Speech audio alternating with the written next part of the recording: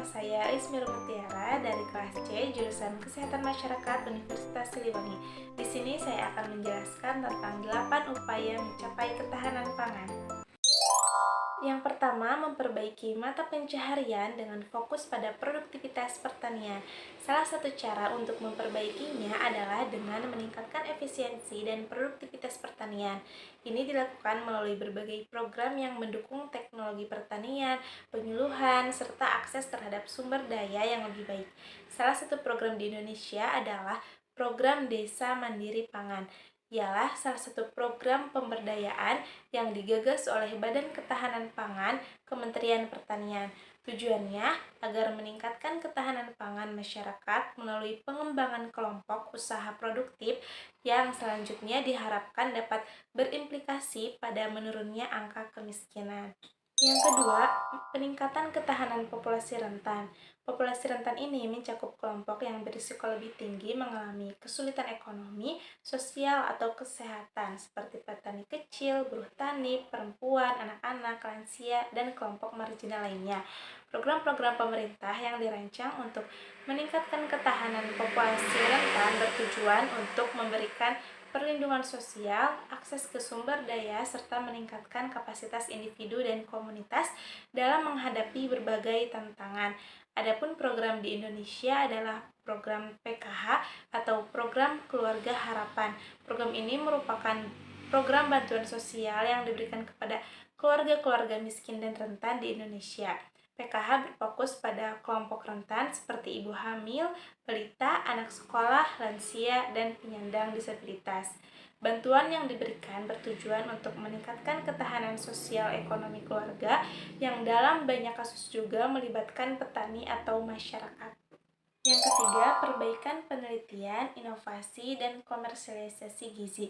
Ini sangat penting untuk meningkatkan ketahanan pangan, produktivitas pertanian, dan kesejahteraan masyarakat, terutama di negara berkembang seperti Indonesia.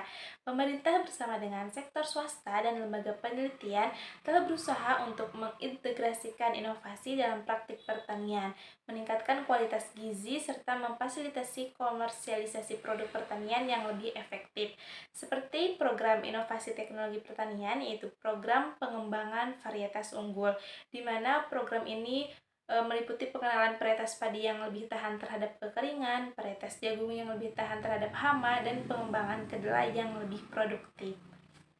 Lalu yang keempat, memperluas pasar dan rantai pasok. Memperluas pasar dan rantai pasok untuk produk pertanian dan gizi merupakan langkah penting untuk meningkatkan daya saing dan pendapatan petani serta memastikan keberlanjutan sektor pertanian di Indonesia. Pasar yang lebih luas dan rantai pasok yang efisien tidak hanya membantu meningkatkan pendapatan petani, tetapi juga berkontribusi pada ketahanan pangan, kualitas gizi, dan kesejahteraan masyarakat. Nah, teori ini didukung menggunakan teori supply chain management, di mana teori ini menekankan pentingnya serangkaian kegiatan yang meliputi perencanaan, pengelolaan, dan aktivasi produk. Dari setiap kegiatan yang telah dijalankan, tentu saja menggunakan strategi biaya yang berbasis efisien, terkontrol, dan mampu meningkatkan keuntungan. Yang kelima, perbaikan kebijakan dan institusi yang berkaitan dengan ketahanan pangan. Perbaikan kebijakan dan institusi yang berkaitan dengan ketahanan pangan di Indonesia merupakan salah satu langkah penting dalam memastikan bahwa negara dapat mengatasi tantangan terkait penyediaan pangan yang cukup, terjangkau, dan bergizi untuk seluruh rakyat. Keberhasilan dalam memperbaiki kebijakan dan institusi yang mendukung ketahanan pangan akan sangat bergantung pada kemampuan negara untuk mengkoordinasikan kebijakan antar sektor yang terkait dengan pertanian, perdagangan, kesehatan, dan sosial.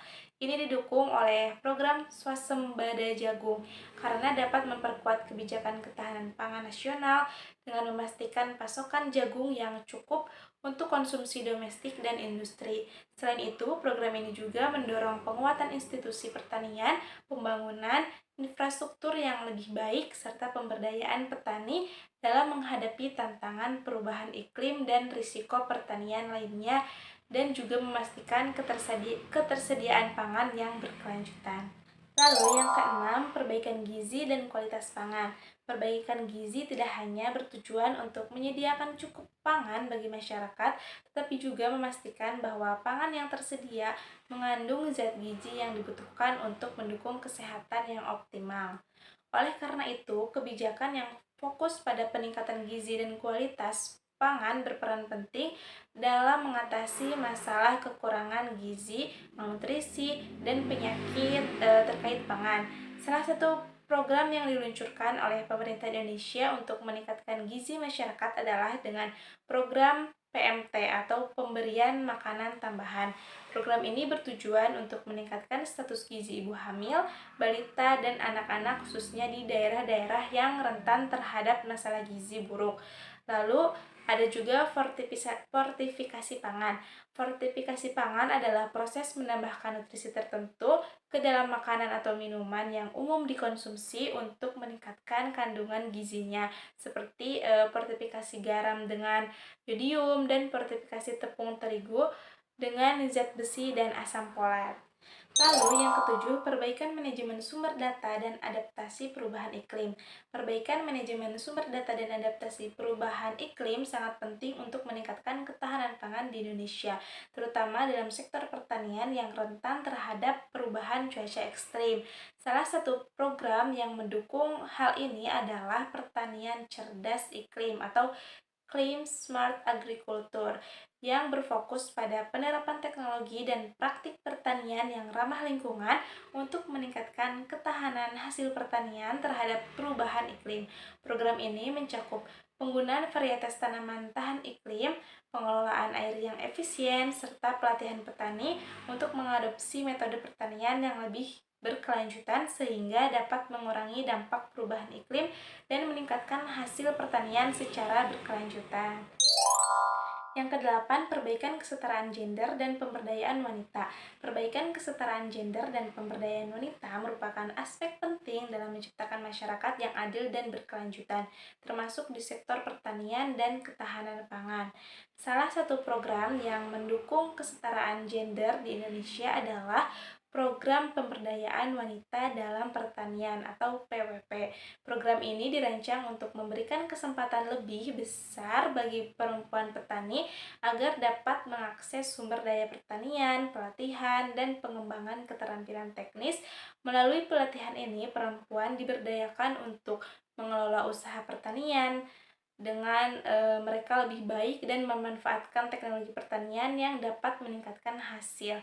Dengan memperkuat peran perempuan khususnya di pedesaan, program ini membantu menciptakan perekonomian yang lebih berkelanjutan dan memberikan kesetaraan dalam proses pengambilan keputusan di sektor pertanian. Mungkin itu saja yang dapat saya sampaikan. Mohon maaf bila banyak kekurangan dan kesalahan kata. Saya Ismira Mutiara, terima kasih dan sampai jumpa lagi.